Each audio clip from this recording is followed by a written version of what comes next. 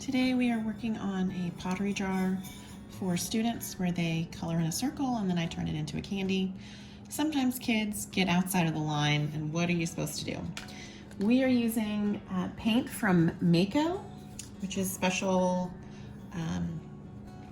for pottery to be fired in a kiln, so it's a glaze and can easily be sanded off with basic sandpaper. So we're just going to remove that.